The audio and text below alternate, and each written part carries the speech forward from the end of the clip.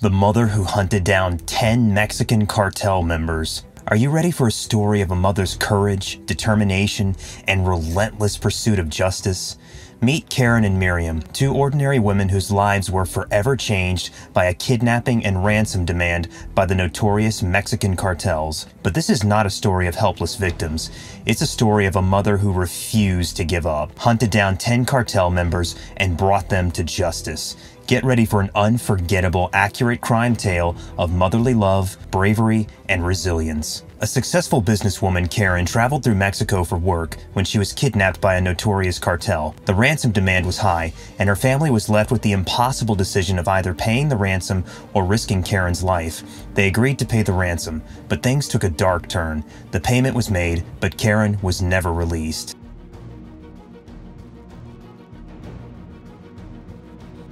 One day, Karen was operating her truck in a mostly rural location when she noticed two automobiles encircling it. She was dragged out of the automobile and into another by armed cartel members. After bringing her to the Rodriguez family home, where they bound her with rope and waited, the men continued with their second stage of the ransom scheme. When a buddy of the Rodriguez family dropped by to work on a car, their plan encountered a snag. The men were taken aback by this and decided to leave the house with Karen and the friend as hostages. The bank gave specified money borrowing amounts for ransom payments after the city had seen so many kidnappings that Rodriguez and her husband had little trouble getting one. The arduous demands of the cartel were for the Rodriguez family to deliver the funds to a nearby medical facility, then wait at a nearby cemetery for additional instructions. Although they made many attempts to bring their daughter home, the Rodriguez couple was never contacted. They even met with a cartel member who purportedly went by the name Sama and stated that they didn't even have Karen but that he could help for a little cost. The group received $2,000 from the desperate Miriam as recompense, but they didn't get in touch with her until they needed an additional $500.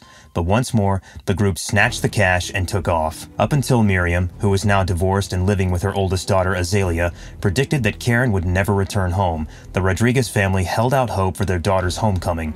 The matriarch of the family swore to keep looking until she identified those in charge of what had happened to Karen. Sama was chosen as her informant to begin with. In the words of William Congreve, "Hell hath no fury like a mother scorned." Following the kidnapping of her 20-year-old daughter, Karen Alejandra Salinas Rodriguez, Miriam Rodriguez was searching through the mud of an old, deserted ranch outside of San Fernando, Tamaulipas in Mexico when she discovered a scarf. The finding accelerated Karen's investigation and allowed the police to find additional grisly remains hidden beneath the mound of soil. The femur of Karen was eventually discovered there, along with what turned out to be a mass grave and dozens of other victims' bodies scattered around it. Miriam initially assumed the Mexican cartel was responsible for kidnapping her daughter, but the cartel wasn't simply another gang of murderers. It was a network of offenders. The cartel's violence and dominance came as no surprise, and the region's devastation had been evident for a very long time.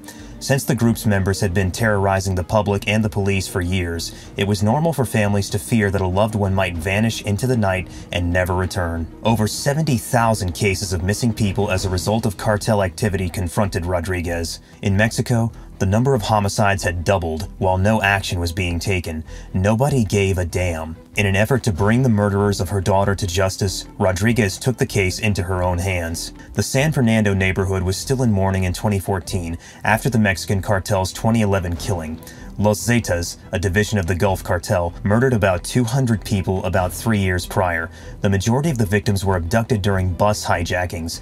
They were taken from their families and probably sold into slavery to pay for the cartel battle. Those who sought to flee, however, had little success. Their corpses were discovered in large landfills close to the defunct ranch. The neighborhood was horrified by the cartel's strength, which seemed unstoppable, and this fear caused a huge evacuation from the area, which Rodriguez's second kid, her son Louise, was a part of. Unlike many others, Louise left San Fernando to avoid its dangers, but Karen stayed to complete her education and work at her mother's rodeo boots cowboy shop. A little while later, the family friend who had unintentionally stumbled across Karen and her kidnappers was freed. Even though the cartel did not value him, the mother looking for her daughter thought his memory of the day of the kidnapping was priceless. The acquaintance was able to verify Sama's participation in Karen's abduction. Miriam kept that in mind while she searched social media sites for any signs of her informant. On Facebook, she ultimately came across a picture of a man who resembled Sama standing next to a lady who was dressed in an ice cream store outfit.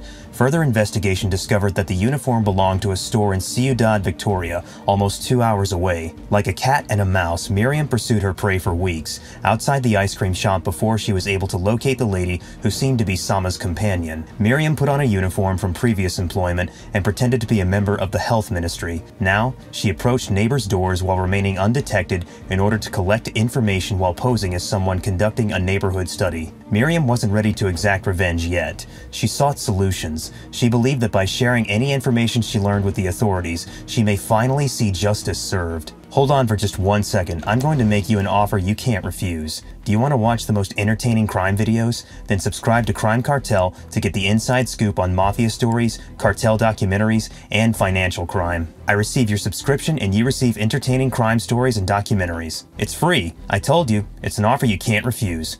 Back to Miriam's revenge. Miriam had gathered enough information from her inquiry and her family friend's first-hand account for the police to have cause to detain Sama. Unfortunately, Sama just disappeared when a warrant was issued for his arrest. Another crack in the case occurred in what can only be characterized as probable divine intervention, or fate. Luis, who had relocated to Ciudad in order to avoid the cartel, saw Sama as he was closing his shop. He was then taken into custody and questioned. Sama soon identified the other gang members who participated in Karen's kidnapping, including Zapata Gonzalez, an 18-year-old man whose age astounded Miriam when he was first apprehended. She stated that the young kid was persuaded to reveal her daughter's location because of her motherly care and concern. This brought Miriam to the deserted property that was covered in rot and had bullet holes all over it. The painfully significant discovery that Rodriguez made at this location was her daughter's scarf. The region where an unlimited supply of dead bodies was discovered was extensively excavated as a result of the disclosure.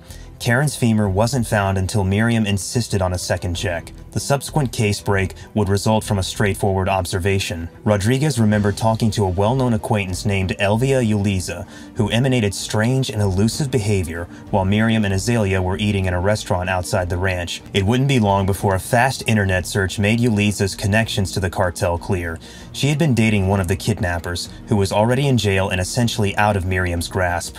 Uliza was later detained after it was learned that the kidnapper had placed calls from her house. Rodriguez used the same approach when looking for additional suspects: investigate, infiltrate, and expose. After gathering information from his grandma and observing his conduct while attending church, she found born-again Christian Enrique Flores. Years later, Miriam's inquiry led her to a suspect florist, whom she pursued all the way to the border between Texas and Mexico. The florist tried to run away when he realized she was Karen's mother, but Miriam tackled him and held him at gunpoint until the police arrived. At one point, some prisoners escaped jail, coincidentally, the same jail as her daughter's kidnappers. She asked for security, however, her requests were left unanswered.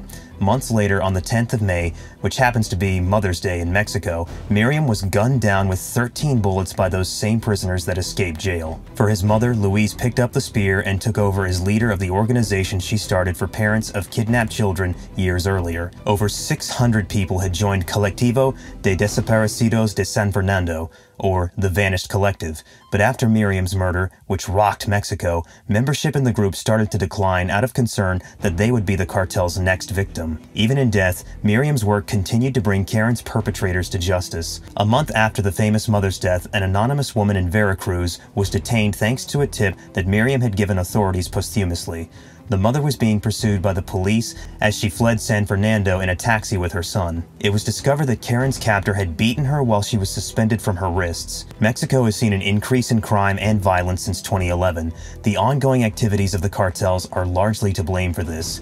Miriam Rodriguez may have been the only vigilante superhero in her city, but no one has yet picked up the mantle. Fear, retaliation, kidnapping, torture, murder, and trafficking are still present in San Fernando and plague its residents. The city's families of missing children are still searching for their loved ones, but the longer the situation in Mexico endures, the less likely it is that they will receive an answer to their inquiries. As a result of Miriam's vendetta, she was directly involved in 10 arrests. And that, my dear viewers, is Miriam's revenge story.